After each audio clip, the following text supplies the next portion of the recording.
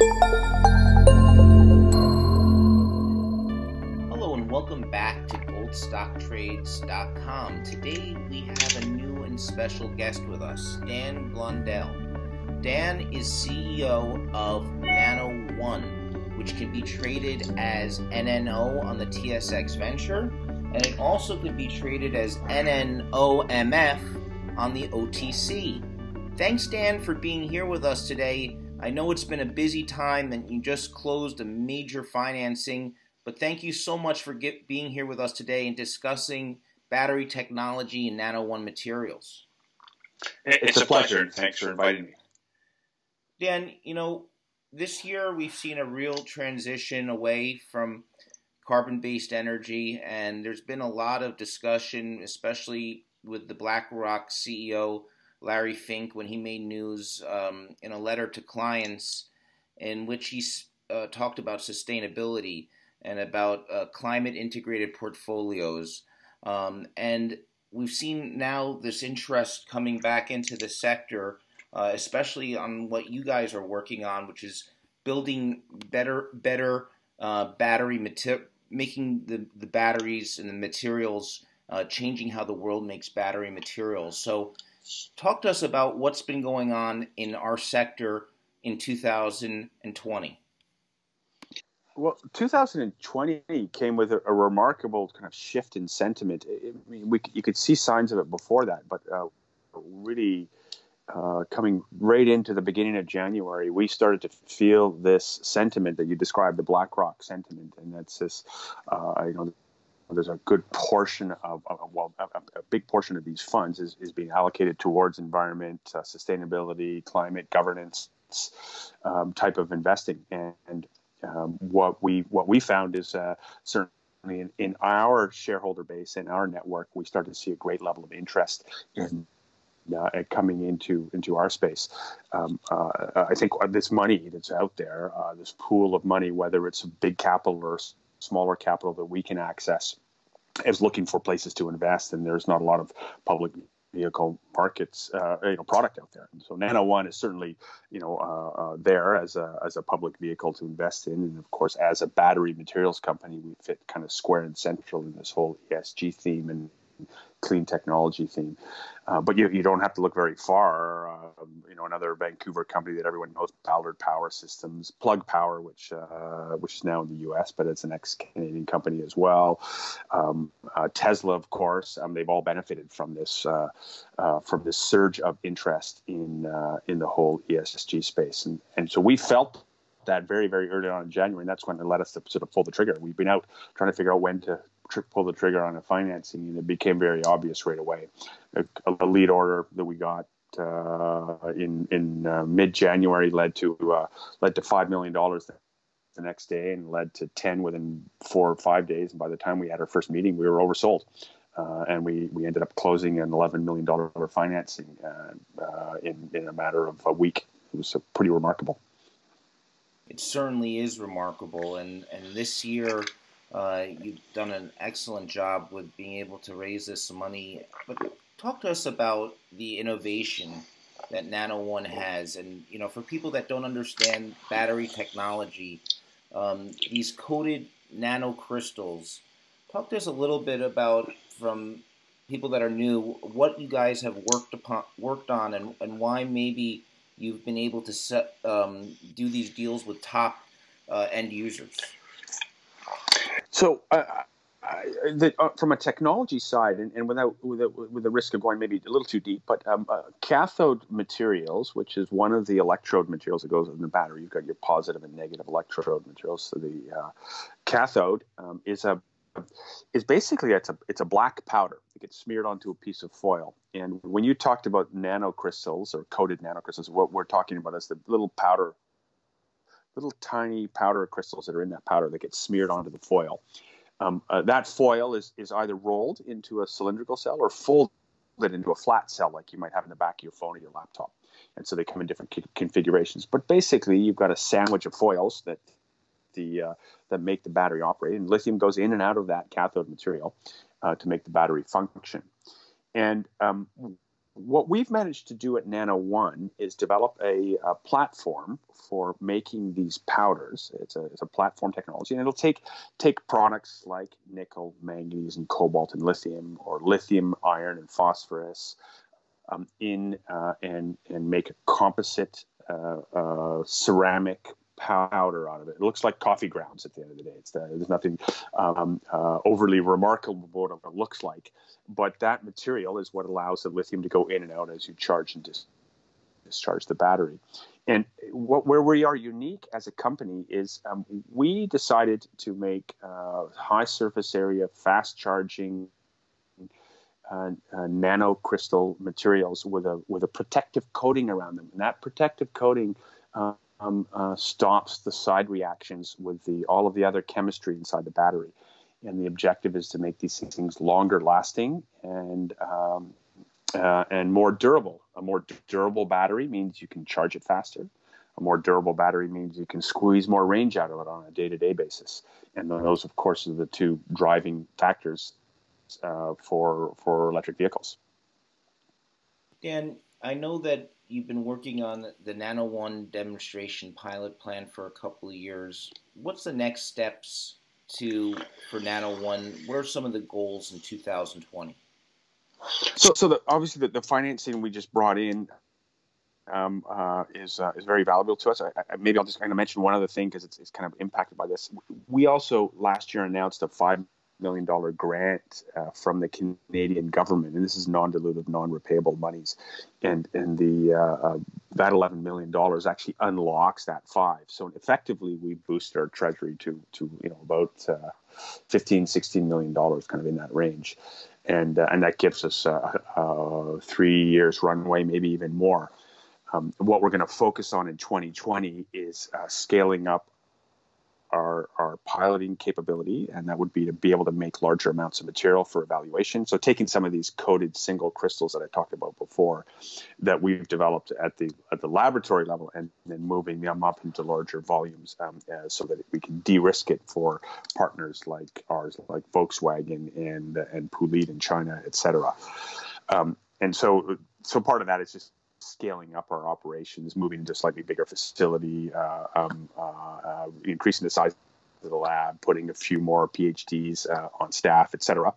A great deal of effort is also going to be spent on business development, and that's going out and talking to all the major kind of companies out there in the space who are strategically interested in us, whether that be some of the large Chinese companies, or would that be some of the North American companies, either at the automotive level. So you've got your Teslas and your Volkswagen, your BYDs, and the various European autocos. But then you've got your chemical companies and your metals companies as well. Glencores and Valets and BHPs and BASFs and Umicore's. So we're going to spend a great deal of effort building those relationships and trying to put the kind of deals we need in place to really accelerate our company.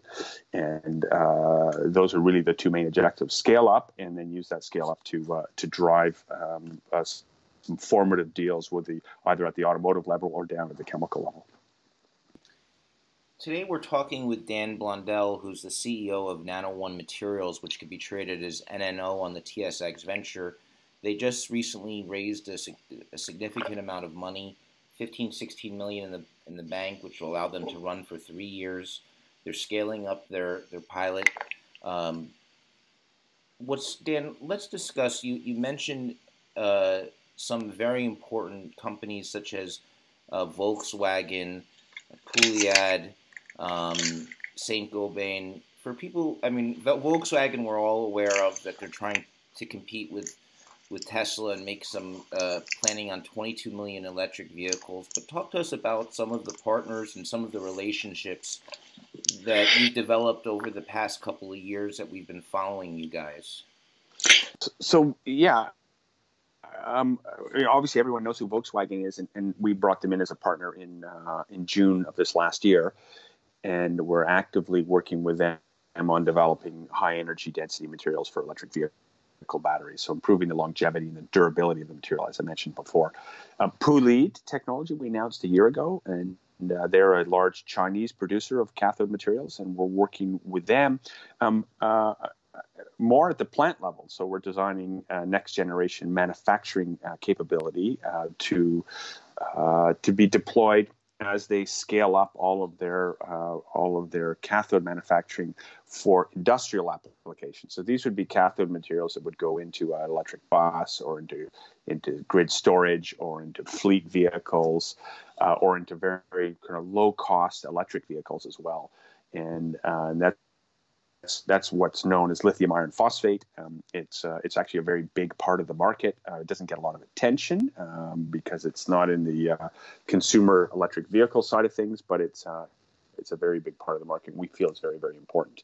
So so we have a joint development agreement with Puleed, which was announced a year ago. And about the same time last year, we also announced a joint development agreement with a company called Saint-Gobain. Saint-Gobain is a very large French multinational company in the ceramics and glass materials business. A good chunk of their business is in building materials. So much of the stuff that goes into most of the building materials you can buy at Home Depot are going to have some element of Saint-Gobain. You can often find their name scribbled on the corner of the glass in your car.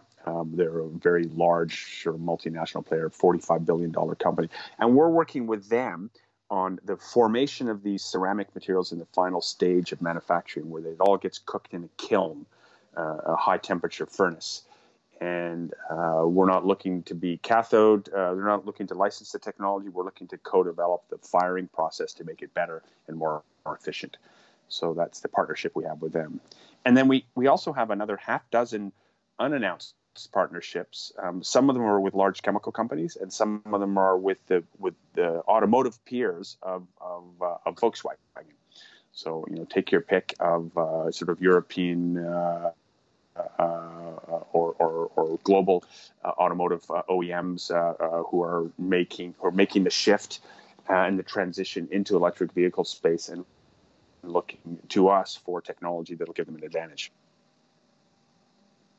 Well, it's been an exciting few years since I've been following Nano One materials, which can be traded as NNO on the TSX Venture and as NNOMF. Insiders own a considerable position. There's some very key people involved with this company, including Mr. Lithium, Joe Lowry, who's a strategic advisor and extremely well connected in the battery industry, and Dr. Campbell, and your chairman, Mr. Paul Matisek, who's done $2 billion worth of deals. Before we conclude, could you highlight the team that's so important behind these technology companies, and what makes you unique now in this market, and how do investors find out more about you? Well, let me talk quickly about the team. From a technical side of things, so Dr. Stephen Campbell, who you mentioned, he's been with us almost 5 years now. Stephen came out of Ballard Power Systems, and he came out of the automotive spinoff that came out of Ballard that was a joint venture with Daimler, Ford, and Ballard. And so he has a tremendous amount of experience in sort of automotive electrochemistry, and he had some former work in the lithium-ion battery business in the early part of his career, and he was able to come back to it with Nano One. So Stephen's been a powerhouse for us, and he's leading a technical team that's probably 24 people in total, and half dozen PhDs, and a bunch of really, really kind of good, hardworking and enthusiastic youths that are relatively fresh out of school. So we have a really nice blend of experience and energy in the company. Kudos to my team. They've done a remarkable job getting the technology to a point where it's put it on the world stage. So we're really excited about that.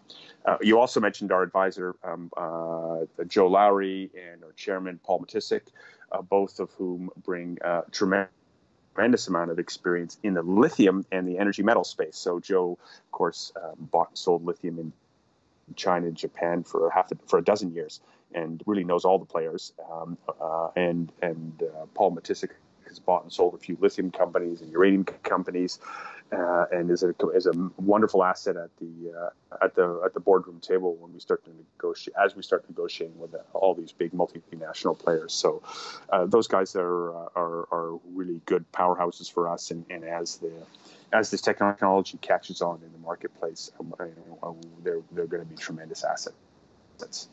Dan, Tesla recently announced this million-mile battery and a deal with CATL.